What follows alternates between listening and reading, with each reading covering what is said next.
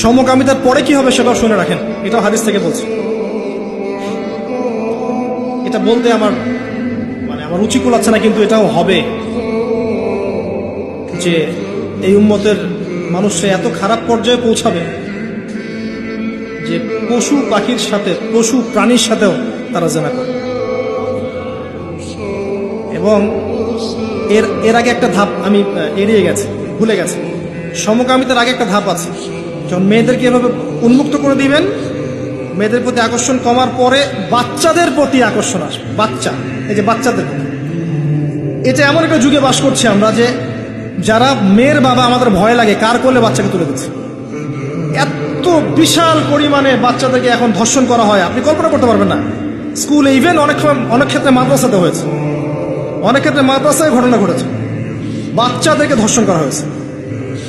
যে বাচ্চা বোঝেই না দুনিয়া কি জিনিস, ভালোবাসা কি জিনিস, যৌনতা কি, কিছু বোঝেই না, এরকম বাচ্চাকে পর্যন্ত ধর্ষণ করা হয়েছে। ডে বাই ডে বাচ্চাদের অ্যাবিউজিংটা বাড়ছে। খেয়াল করে দেখেন, পড়াশোনা করেন, খোঁজ খবর নেন, দেখেন বাচ্চাদের প্রতি সেক্সুয়াল অ্যাবিউশন এবং যৌন নির্যাতন বেড়েছে, প্রচুর বেড়েছে, এবং দিন দিন এটা বাড়বে। যত বেশি আপনি এগুলো উন্মুক্ত করবেন, রিমিক্সিং করবেন, পর্নোগ্রাফি উন্মুক্ত করবেন, এইসব কাছে আসার গল্প, এইসব দিবস পালন করবেন, তত বেশি এগুলো হবে ইনশাআল্লাহ।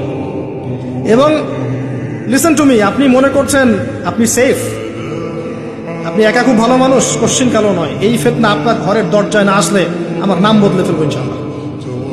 এই ফিতনা আপনার ঘরের দরজায়ও যাবে, আমার ঘরের দরজায় আসবে। যদি আপনি আমি সচেতন না হই, আমাদের ঘরেও এটা আসবেই আসবে। একটা পরিবার বাকি থাকবে না, বাকি নাইও একটা পরিবারও, এগুলো আমাদের ঘর দুয়ার পর্যন্ত আসবে। একজন যুবক, সাইকোলজিক্যালি মানুষকে আঘাত করা যায়। একজন যুবক এসে বলেছিল, ইয়া রাসূলুল্লাহ, আমার ইসলামের সবকিছুই ভালো লাগে, কিন্তু আমি জেনা করতে চাই, এটা আমার ভালো লাগে, আমাকে অনুমতি দেন। নবী করিম সাল্লাল্লাহু আলাইহি ওয়াসাল্লাম বলেছিলেন, সাইকোলজিক্যাল আঘাত দেখেন। তিনি বলেছিলেন, তোমার মায়ের সাথে কেউ এরকম করলে তোমার কেমন লাগবে? তুমি কি পছন্দ করবে? তোমার বোনের সাথে কেউ যদি রেপ করে, তুমি কি পছন্দ করবে? তোমার সন্তানকে, তোমার খালাকে, তোমার মামিকে একটা একটা করে বলতে আছেন, তুমি কি পছন্দ করবে? এই আঘাত সেই যুবকের হৃদয়টা ক্ষতবিক্ষত করে ফেলবে। তিনি বললেন, না, কখন পছন্দ করবো?